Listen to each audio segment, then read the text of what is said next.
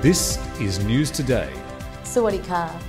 A security truck driver arrested on a charge of stealing 500,000 baht from Kasakorn Bank while delivering cash to ATMs 5 weeks ago has denied carrying out the theft.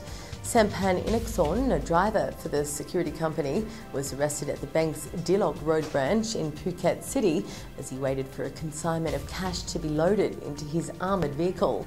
Policemen had already investigated the two bank staff who were with Sampan on the day of the theft. They concluded the two people were not culpable.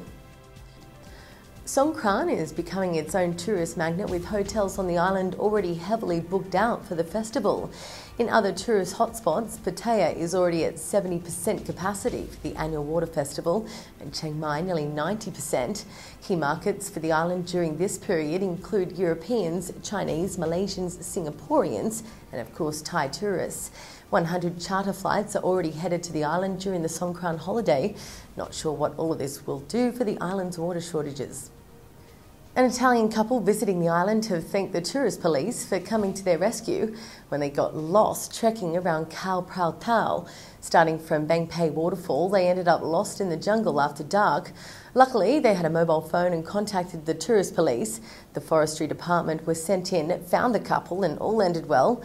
It's the second time in 5 months that officials have been sent in to rescue lost tourists in the forest reserve. Sick of sitting in a tourist van for an hour trying to get to the airport? Maybe this is a solution. A meeting has been held to discuss plans to construct piers at the airport and Patong and use a high-speed hydrofoil between the two. Unlike a conventional speedboat, the hydrofoils travel over the top of the waves and are less likely to cause seasickness and be a lot more comfortable when it's rough. A trip from Patong to the airport in a hydrofoil would only take around 20 minutes.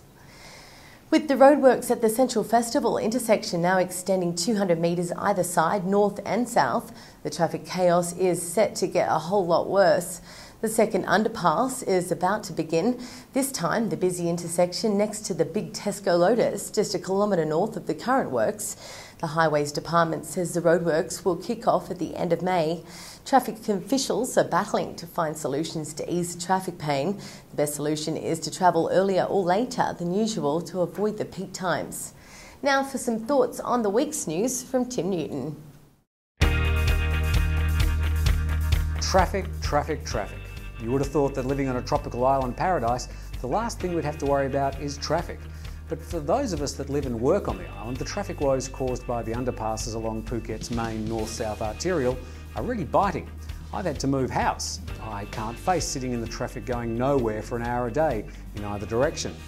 But many people can't simply move house and are now having to confront this daily chaos. And just looking at what's been done so far, let's face it, we've got plenty of time to check the progress as we sit waiting for the traffic to move, it seems to be going very slowly.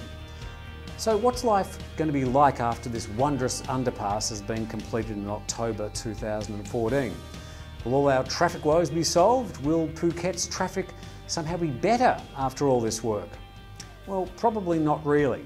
Just think, all that traffic pouring north from Chao Phrha Road West and south from the bypass road is going to zoom through these expensive new underpasses. Great, but then all that traffic is just going to pile up at the next intersection and cause all the same problems. But if you're having trouble getting used to all the current delays, don't worry.